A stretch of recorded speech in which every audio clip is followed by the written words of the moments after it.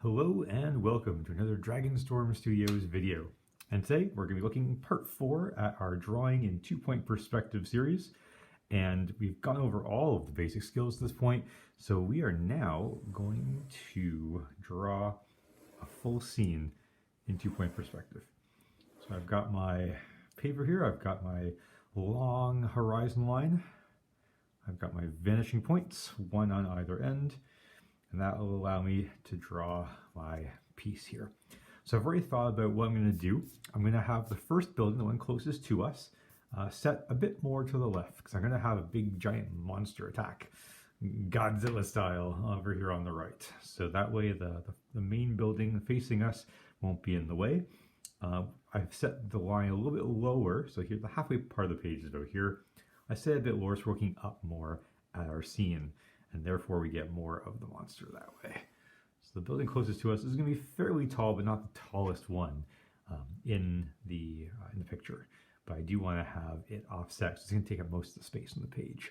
So we're going to do our little trick again with the top and bottom of that line, that structure, going to the vanishing points to create our kite or diamond shape. Because the building is off center, however, it's going to appear more like a kite in this case here. So, and it's going to be a slightly deformed kite as well. But the principle is still the same. And I'm actually looking forward to seeing how this turns out because giant monsters have always been kind of a thing. I remember, well, if you've seen my Godzilla movie, you know about my history with monsters and rainy Sunday afternoons with the video store. So I'm going to have purposely make a lot of these buildings very much like, not skyscrapers, but taller looking buildings, skinny but tall. And that way we can create the illusion that our kaiju, our monster, is just enormous coming out of the embers of a destroyed city on the right. So we'll see how that turns out. So we'll have one building there. We're going to have a small space between buildings. We're going to have a little alleyway. And very quickly, these buildings are going to get smaller as they get further away so that our monster can appear, by contrast, quite a bit bigger and quite a bit more destructive. So we're going to begin with our basic building shape and take it from there. Looking forward to seeing how this turns out. All right, so the key to drawing any scene, especially in perspective, I think anyways, has to do with just volume. You want to make sure that your scene is populated with lots of stuff. And that way it actually looks a bit more real, because if you ever go to downtown in any city, you've just got buildings, there's buildings everywhere.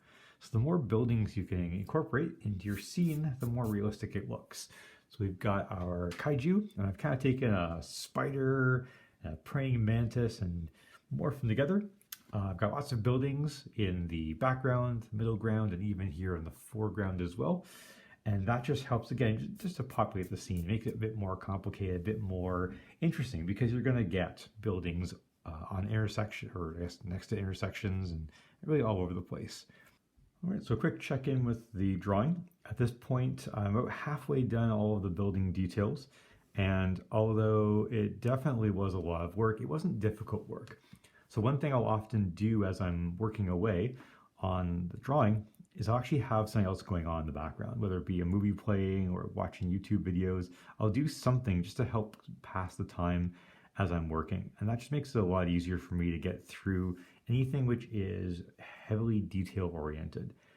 And it really does make A, go by faster, but B, it makes it so that it's not quite the mental drain on your energy that it could be otherwise.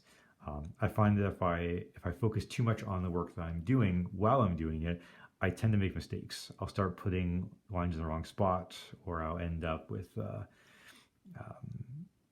windows that are offset, for example. So there's lots of ways you could mess up. So this just kind of gives you every opportunity to be successful while also making it less mentally taxing on you. So I'll come back in a moment. We'll take a look and see how it's turned out. But there it is at the moment, looking very detailed at this point.